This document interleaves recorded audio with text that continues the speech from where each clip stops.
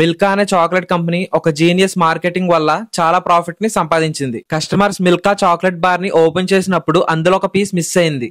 కానీ అదే మిల్కాని ఫ్రాన్స్ లోనే ఒక హిస్టరీ క్రియేట్ చేసేలాగా చేసింది. 2013 లో మిల్కా అనే చాక్లెట్ కంపెనీ ఫ్రాన్స్ మార్కెట్ లో ఎంటర్ అయింది. కానీ ప్రాబ్లం ఏంటంటే ఫ్రాన్స్ లో already hundreds of chocolate brands ఉన్నాయి. అలా క్రౌడ్ లో మిల్కాని ఎలా నోటీస్ చేస్తారు? Simple ads, posters and celebrities తో ప్రమోషన్ చేసినా అది వేరే చాక్లెట్స్ తో ఈక్వల్ అయిపోతుంది. సో ఆ టైంలోనే మిల్కా డిసైడ్ అయింది ఒక క్రేజీ మార్కెటింగ్ చేయాలని. వాళ్ళు ప్రొడ్యూస్ చేసే మిల్కీ బార్ లో ఒక పీస్ ని రిమూవ్ చేశారు అండ్ ఇన్సైడ్ వార్పర్ లో ఒక స్పెషల్ కోడ్ పెట్టారు. ఆ కోడ్ తో కస్టమర్ కి ఒక ఆప్షన్ ఇచ్చారు. ఆ మిస్సింగ్ పీస్ ని కస్టమర్ ఎవరికైనా సెండ్ చేయాలనుకుంటే ఈ మిల్కా కంపెనీ సెండ్ చేస్తుంది, ఆర్ ఆ పీస్ వాళ్ళకే కావాలనుకున్నా వాళ్ళకే పంపిస్తుంది. ఈ మార్కెటింగ్ అనేది చాలా మందికి చాలా క్రేజీగా అనిపించి చాలా మంది మిస్సింగ్ పీస్ ని ఫ్రెండ్స్ తో, ఫ్యామిలీతో షేర్ చేసుకున్నారు. అది స్మాల్ పీస్ ఆఫ్ చాక్లెట్, కానీ కస్టమర్స్ అందరూ చాలా ఎమోషనల్ గా కనెక్ట్ అయ్యారు. ఇది జస్ట్ మార్కెటింగ్ కాదు, హ్యూమన్ ఎమోషనల్ స్ట్రాటజీ. ఫ్రాన్స్ లో ఫస్ట్ టైం చాక్లెట్ ని ఒక గిఫ్టింగ్ ఎమోషనల్ గా కనెక్ట్ చేశారు. ఈ రిజల్ట్స్ తో మిల్కా బాగా ట్రెండ్ అయింది అండ్ ప్రాఫిట్ కూడా చాలా ఎక్కువ వచ్చింది.